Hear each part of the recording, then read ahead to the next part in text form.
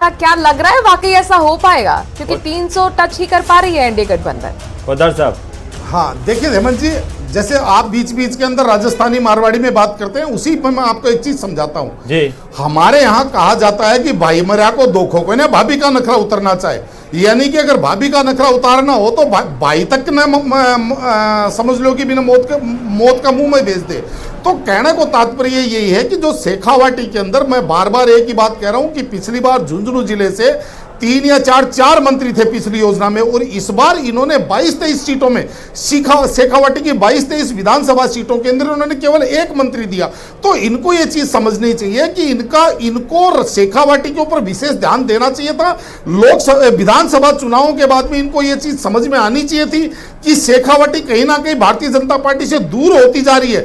लेकिन इनको ये उस टाइम भी इस वहम में बैठे रहे कि मोदी जी आएंगे और शेखावाटी के अंदर वोट दिला के चले जाएंगे, और उसका परिणाम आज आपको दिख रहा है कि झुंझुनू के शेयर बाजार को लेकर भी जरा पोद्दार साहब बता दीजिए, क्योंकि कई रिफ्लेक्शन यहां से भी निकलकर सामने आते हैं, ब्रेकिंग यहां से भी बनती है। शुरुआती चुनावी रुझानों से शेयर बाजार थर्रा गया और निफ्टी और सेंसेक्स खुलते ही गिरे हैं। तो देखिए, जयपुर शहर से बड़ी खबर आ गई मनु, बीजेपी को भारी बढ़त। जयपुर शहर से बीजेपी प्रत्याशी मंजू शर्मा 1 लाख वोटों से आगे चल रही हैं। ये सबसे बड़ी अपडेट है, और अब तक के जो रुझान है उसमें सबसे बड़ा मार्जिन और बढ़त का आंकड़ा है वो जयपुर शहर का। और जयपुर शहर, पोद्दार साहब, आप भी मानते हैं कि माना जाता है बीजेपी के गढ़ वाली सीट है? निश्चित रूप से हमारे यहाँ, मैं आपको अभी जो पहले भी मैंने हेमंत जी बोला कि राजस्थान के अंदर 7 या 8 सीटें ऐसी थी जिनको हम एक शब्द में ये कहें कि भारतीय जनता पार्टी जीतेगी, यानी कि बिना दिमाग पे ज्यादा प्रेशर दिए हुए हम कह सकते हो। तो उनमें से जयपुर शहर एक सीट है, और ये आप इसको गढ़ कहें, मैं इसको भारतीय जनता पार्टी का दुर्ग कहूंगा। और यहां से जिस तरीके से अगर आप मेवाड़ की तरफ चलेंगे तो मेवाड़ की तरफ भारतीय जनता पार्टी मजबूत होती हुई जाती है, लेकिन जिस तरीके से थार की तरफ अगर आप आते हैं, जिसके अंदर शेखावाटी भी है, जिसके अंदर हरियाणा सीमांत क्षेत्र भी है, जिसके अंदर जो बाड़मेर, नागौर और बीकानेर, ये सारा जो क्षेत्र, ये पूरा यकीन है कि हमारी पार्टी आएगी और हम लोग जरूर सरकार हम बनाएंगे। और मेरा भी मथुरा से बहुत अच्छा लीड हो रहा है अभी, इस वक्त तो काफी अच्छा चल रहा है। एंड अभी आगे देखेंगे, 1 बजे तक बहुत सब क्लियर हो जाएगा। तो मथुरा से तीसरी बार डेफिनेटली मोदी सरकार तो बनेगी ही बनेगी, बहुत जरूरी भी है इस वक्त देश के लिए, आगे आने वाली पीढ़ी के लिए इट्स वेरी इंपॉर्टेंट। और मेरा भी यहाँ पर रहना बहुत जरूरी है मेरे लिए, क्योंकि मैं बहुत कुछ करना चाह रही हूँ ब्रजवासियों के लिए, ब्रज के लिए, हमारे मथुरा वृंदावन के लिए, और बहुत कुछ सोच के रखा है। वो सारा काम मैं जरूर करके जाऊंगी इस बात पर।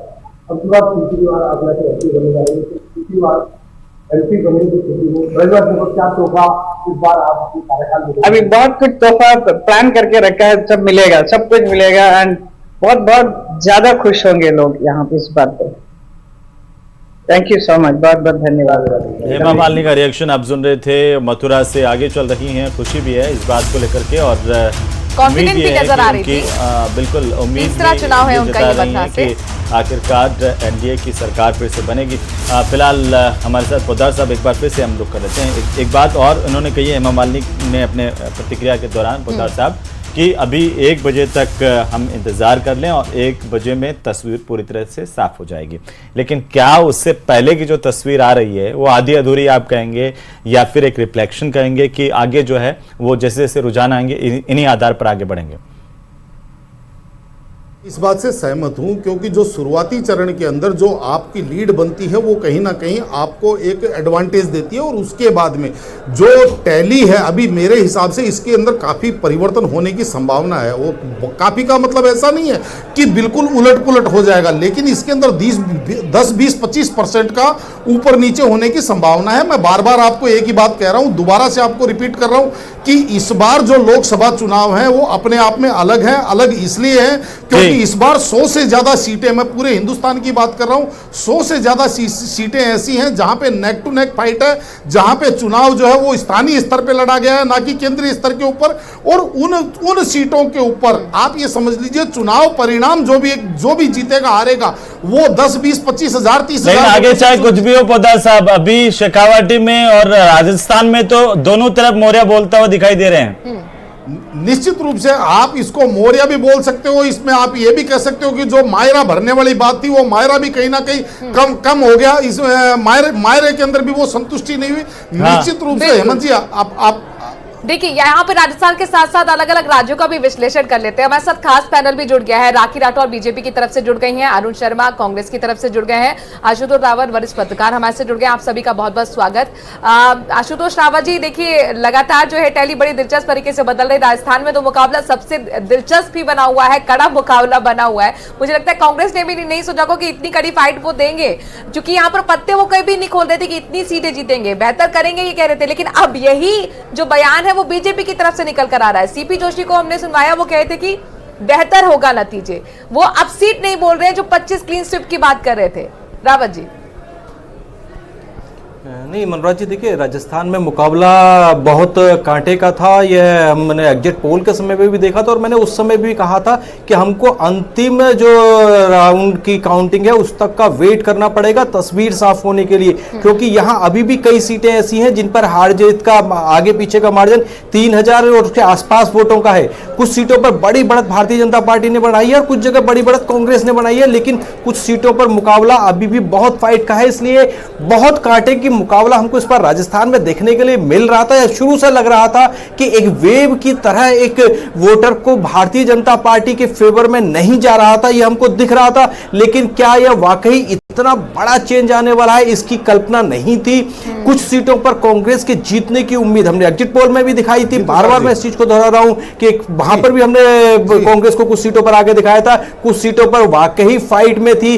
लेकिन क्या कांग्रेस के प्रवक्ता जिस तरह का दावा कर रहे थे कि वो राजस्थान में 13 सीटें जीतेंगे, भारतीय जनता पार्टी को बैकफुट पर लाएंगे, क्या कमोबेश वही स्थिति बनेगी? इसके लिए मुझे लगता है कि अभी 1-1.5 बजे तक का इंतजार और करना चाहिए। लेकिन निश्चित तौर पर यह परिणाम चौंकाने वाले हैं। राजस्थान की जनता ने शायद जो कांग्रेस का विजन था पहले 2 फेज में, जहां जहां देश भर में मतदान हुए, उन पहले 2 फेज के मतदान पर एक जो नैरेटिव सेट करना चाहता कांग्रेस ने, मुझे लगता है कि इस नैरेटिव का रिफ्लेक्शन हमको ये टैली के तौर पर देखने के लिए मिल रहा है। लेकिन रावत साहब, अभी के जो रुझान है जयपुर में खासतौर पर देखिए 1 लाख का जो अभी आंकड़ा सामने आ रहा है, तो आपको लगता है कि वो बदलेगा? जी देखिए हेमंत जी, देखिए अब कितना बदलेगा ये तो अभी, क्योंकि अभी कुछ सीटों पर अगर आप हार जीत का मार्जिन देखें तो वो बहुत कम है, 2-3 हजार वोटों का मार्जिन है। कहीं 2 राउंड कहीं 4 राउंड की काउंटिंग अभी हुई है, 20 से 22 राउंड की काउंटिंग होनी है। तो निश्चित तौर पर यह फिगर बदल भी सकती है, फिगर बदल सकता है। लेकिन राखी राठौर जी, राजस्थान में तो टफ फाइट मिल ही रही है, यूपी में भी हाल ऐसा ही है। क्या कहेंगी? सत्ता का रास्ता तो यूपी से निकलता है, लेकिन वहां पर तो आपने 62 सीटें जीती थी, इस बार तो 43 आपका फिगर दिख रहा है रुझानों में, 36 इंडिया गठबंधन। देखिए बिल्कुल मनोज जी, मैंने कहा ना कि राखी जी से मेरा सवाल है, रावत जी, राजस्थान के साथ साथ यूपी में भी बड़ा उलटफेर है रुझानों में। देखिए, यूपी के लिए और राजस्थान के लिए इंटरप्रेट करने से पहले थोड़ा इंतजार करना चाहिए। अभी जो 2-3 राउंड की काउंटिंग हुई है उससे इस रिजल्ट पे निकलना, इस नतीजे पर निकलना कि मेरा सवाल हमारी तो पार्टी जो है पिछड़ रही है, मुझे लगता है ठीक नहीं है। 20 से 22 राउंड होंगे और आप देखिएगा राजस्थान में भी ऐसा ही होगा। विधानसभा चुनाव में भी हमने देखा कि कई बार हम लोग पीछे चले कई जगहों पर, लेकिन आगे चलते चलते जैसे जैसे राउंड की काउंटिंग कंप्लीट हुई हम लोग जो है वो आगे बढ़ गए। लेकिन एक बात तय है, ये जो इस बिल्कुल, और इसी बीच बड़ी खबर आ रही है, हैदराबाद लोकसभा सीट पर बहुत बड़ी अपडेट हुई है। AIMIM के प्रत्याशी असदुद्दीन ओवैसी पीछे चले गए हैं। इस वक्त की बहुत बड़ी खबर, असदुद्दीन ओवैसी का गढ़ है माधवी लता, बीजेपी की प्रत्याशी जो पहली बार फाइट में आई और जबरदस्त यहां पर मुकाबला दे रही है, असदुद्दीन ओवैसी से आगे चल रही है हैदराबाद लोकसभा सीट।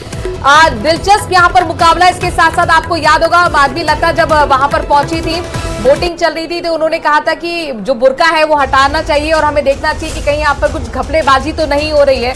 माधवी लता आगे चल रही है, अपने आप में दिलचस्प मुकाबला है। साउथ की तस्वीर देख लेते हैं। 17 सीटें हैं तेलंगाना की, वहां पर 17 के 17 के रुझान हमारे पास आ गए। कांग्रेस 8 सीटों पर आगे चल रही है तेलंगाना में और 1 सीट पर बीजेपी आगे चल रही है। वहीं AIM के प्रत्याशी जो असदुद्दीन ओवैसी है वो पीछे हो गए। इस वक्त की सबसे बड़ी अपडेट आ रही है हैदराबाद से। और राखी राठौर जी, यहाँ पर जो लगातार टैली बदल रही है, तमिलनाडु में भी आप लोग को उम्मीद थी साउथ से बहुत ज्यादा गेन करेंगे, लेकिन वो तस्वीर दिख नहीं रही है, रिफ्लेक्शन रुझानों में नहीं है। देखिए, अभी मैंने फिर वही बात रिपीट करूंगी कि 2-3 राउंड्स का भी हुआ है काउंटिंग। उसके बाद देखिएगा, ना केवल तमिलनाडु में, केरला में हम लोग बेटर करेंगे। तेलंगाना में जो हमारी 4 सीट्स थी पिछली बार, उससे बेहतर परफॉर्मेंस, 19% हमारा वोट शेयर था पिछली बार, उससे बेटर वोट परसेंटेज और उससे ज्यादा सीटें इस बार तेलंगाना के अंदर आपको नजर आएगी। और आप देख लीजिएगा कि साउथ के अंदर भी अगर सबसे बड़ी सिंगल पार्टी में उभर कर कोई आएगी तो वो हमारी भारतीय जनता पार्टी होगी, क्योंकि वहां के लोगों ने जिस तरह से माधवी लता को लेकर आप कमेंट जरूर करिए, क्योंकि वो आगे चल रही है। असदुद्दीन ओवैसी एक बहुत बड़ा चेहरा राजनीति का, जी, उनको पीछे कर दिया है, उनको पीछे कर दिया माधवी लता पर। वो भारतीय जनता पार्टी होगी। जी राखी जी, अगर ऑडियो मिल रहा हो, माधवी लता पर टिप्पणी कर दीजिए। ये अप्रत्याशित है, वो आगे चल रही है, बहुत बड़ा राजनीति का चेहरा असदुद्दीन ओवैसी, उनको पीछे कर दिया। देखिए, एक बहुत बड़ा मैसेज दिया है वहां की जनता ने, ये कहते हुए कि जातवाद से, धर्म के नाम पर वोट नहीं पड़ेगा। अब जिस तरह से जो पुराने हथियार हुआ करते थे, चाहे वो परिवारवाद हो, तुष्टीकरण हो, जातिवादी हो, इन चीजों को छोड़ करके अब सिर्फ विकास की बात की, एक नया वर्ग बनाए जो लाभार्थी वर्ग है। और मुझे लगता है कि हैदराबाद के अंदर भी ये बहुत बड़ा एक फैक्टर होगा, क्योंकि वहां पर जो समुदाय था, किस तरह से, किस धर्म के लोग ज्यादा रहते हैं, ये सभी लोग जानते हैं। लेकिन माधवी लता जी का आगे होना निश्चित तौर पे ये दिखाता है कि एक लाभार्थी वर्ग है, एक ऐसा वर्ग है जो सिर्फ देश में विकास चाहता है, उससे धर्म से मतलब नहीं है, उससे जाति से मतलब नहीं है। और मुझे लगता है कि एक विकसित भारत के लिए जो अवधारणा होनी चाहिए हमारे देश में, जो सोच होनी चाहिए लोगों की, उसी राह में हमारा देश जा रहा है। बिल्कुल। अरुण जी, आपका क्या मानना है, मुस्कुराहट अंतिम तक कायम रह पाएगी या फिर राखी जी जो कह रही हैं कि लाभार्थी वर्ग है वो विकास चाहता है और उसका रिफ्लेक्शन आएगा? अरुण जी, थोड़ी आवाज अनक्लियर है, ये रुझान क्या कह रहे हैं अरुण जी? रुझान क्या कह रहे हैं? आपकी मुस्कुराहट अंतिम वक्त तक बरकरार रह पाएगी या नहीं? देखिए, मुस्कान जो आपने देख ली है वो यहाँ स्टूडियो में तो नहीं थी, पर ठीक बात है।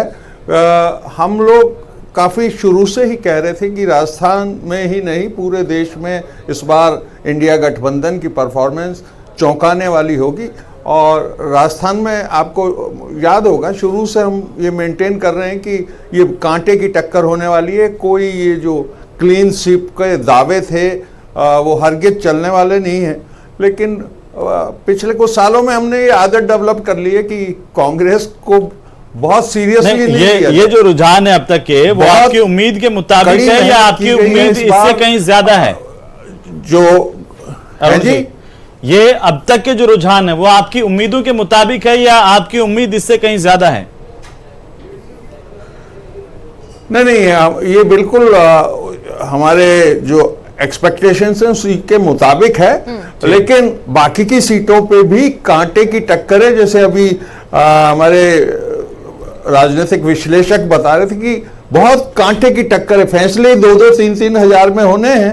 एंड मैं राखी जी की बात से एग्री करता हूं, it is bit early to conclude, लेकिन मुझे पक्का यकीन है कि ये ट्रेंड आपको थ्रू आउट इंडिया में कम से कम ये तो साफ नजर आ रहा है। और इसी को लेकर निरंजन जी आपके पास मैं आना चाहूंगी। 216 इंडिया गठबंधन जिस पर लीड बनाया हुआ है, 2 लड़के कमाल नहीं कर पाएंगे, 2 लड़की का जो जिक्र हो रहा था, आपको बता दें कि 94 सीटों पर लीड कांग्रेस कर रही है, 33 और इसी बीच थोड़ा सा रोक रहा हूं मनु, आपको इस वक्त की सबसे बड़ी खबर है। प्रदेश में सबसे ज्यादा देखा जाने वाला चैनल लगातार देखा जा रहा है, न्यूज 18 राजस्थान, घरों से लेकर दफ्तरों तक, हर जगह देखने को मिल रही है। सोशल मीडिया पर भी लगातार दर्शक देख रहे हैं। यूट्यूब पर 1.5 लाख से ज्यादा लोग लाइव देख रहे हैं। तीसरे के दिन भी न्यूज 18 राजस्थान का दबदबा बरकरार है। प्रदेश भर में सबसे ज्यादा न्यूज 18 राजस्थान चैनल देखा जा रहा है, चाहे घर हो या फिर दफ्तर, हर जगह न्यूज 18 राजस्थान की धमाक। टीवी के साथ साथ सोशल मीडिया पर भी सबसे ज्यादा दर्शक हमारे साथ जुड़े हुए यूट्यूब पर इस वक्त लाइव 1.5 लाख दर्शक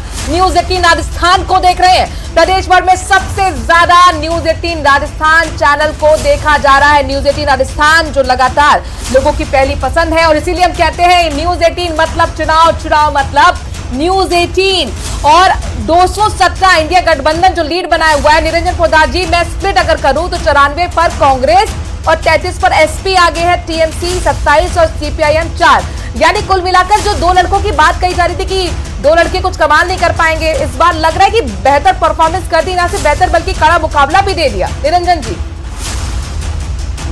के अंदर आपको कुछ दूसरे दृष्टिकोण से भी देखना पड़ेगा और मेरा यह मानना है कि अगर कोई सरकार 10 वर्ष शासन करती है और उसके बाद में हमारे यहाँ कहा आपको रोकना चाहूंगी, बागीदौरा विधानसभा उपचुनाव से जुड़ी बड़ी खबर अपने दर्शकों को बता दें। बीएपी के प्रत्याशी जयकृष्ण पटेल आगे चल रहे हैं और ये सिर्फ अभी से आगे नहीं चल रहे हैं बल्कि लगातार आगे चल रहे हैं। 5वें राउंड में तो 5000 से ज्यादा की लीड इन्होंने ले ली है। बागीदौरा विधानसभा के उपचुनाव का रिजल्ट आज ही हो रहा है। बीएपी के प्रत्याशी जयकृष्ण पटेल आगे चल रहे हैं।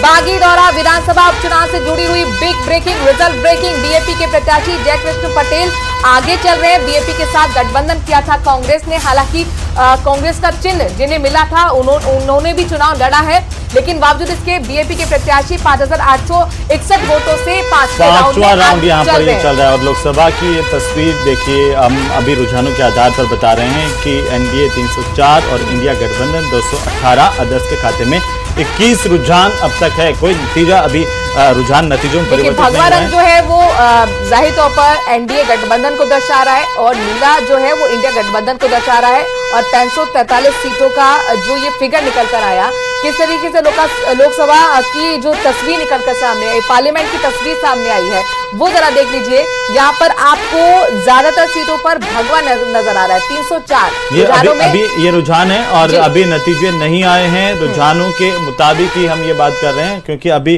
तमाम लोग ये भी कह रहे हैं कि अभी इंतजार करना होगा। पोद्दार साहब, आप अपनी बात पूरी कीजिए। बागीदौरा का जो बागीदौरा का भी है उसमें भी आपकी टिप्पणी। बीएपी के प्रत्याशी वहां पर भी 5वें राउंड में आगे चल रहे हैं, 5000 से ज्यादा की लीड।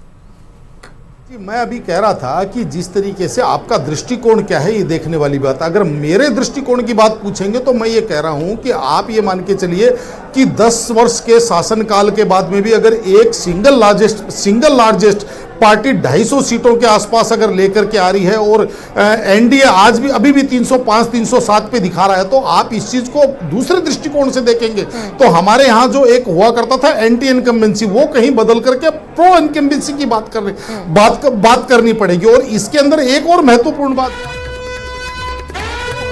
पाली से पीपी चौधरी 49,644 वोटों से आगे चल रहे हैं। ये बहुत बड़ी लीड कही जा सकती है। पाली से बड़ी खबर अपने दर्शकों को बता रहे हैं। पीपी चौधरी 49,644 वोटों से आगे चल रहे हैं। दिलचस्प मुकाबला राजस्थान में बना हुआ है। 25 सीटों पर रुझान आ चुका है, जिसमें बीजेपी 13 सीटों पर लीड है तो कांग्रेस 12 सीटों पर रुझानों में आगे चल रही है।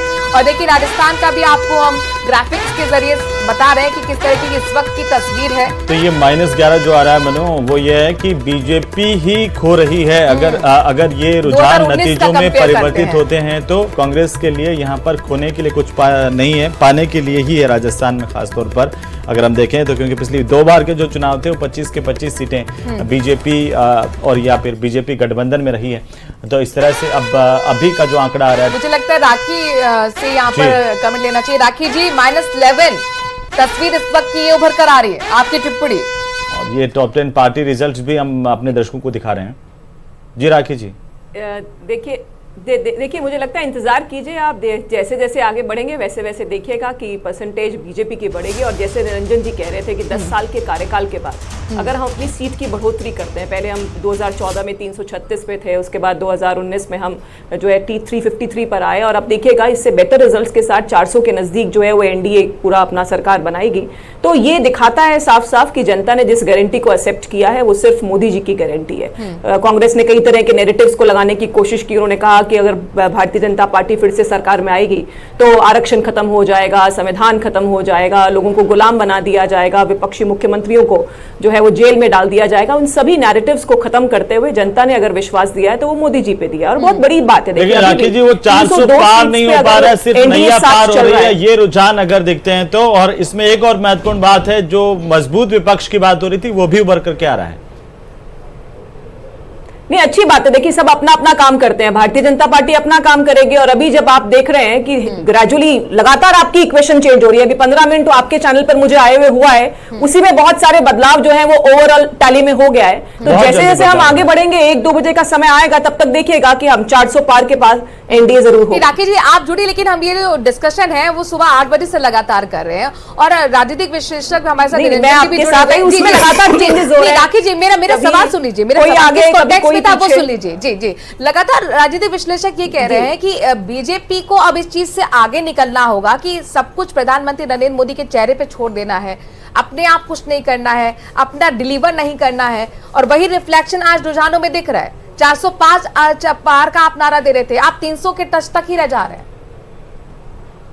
और राजस्थान में तो आपके लिए बहुत मुकाबला के चेहरे की बात करते हैं, हम जब आदरणीय मोदी जी के चेहरे की बात करते हैं तो हम उस विजन की बात करते हैं। आदरणीय मोदी जी का जो काम है, उस विजन के साथ में भारतीय जनता पार्टी का हर एक कार्यकर्ता चलता है। और मोदी जी का विजन राष्ट्र प्रथम की भावना के साथ, देश को आगे ले जाने के काम के साथ में जो चलता है, उसको हम मोदी जी के चेहरे से कनेक्ट कर रहे हैं। उस विजन के साथ भारतीय जनता पार्टी आगे चलेगी और हर एक कार्यकर्ता, चाहे मोदी जी हो, चाहे उनके नीचे कोई भी आदमी हो।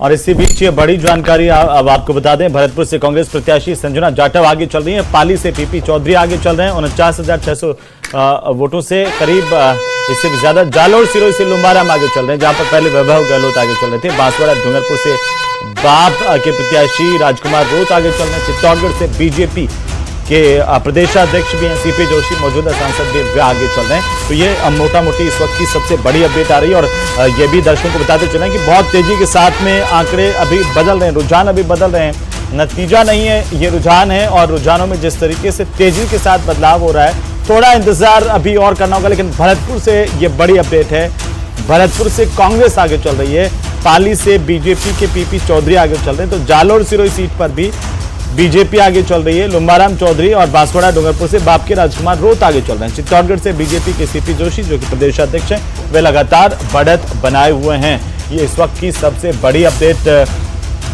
आपकी टीवी स्क्रीन पर।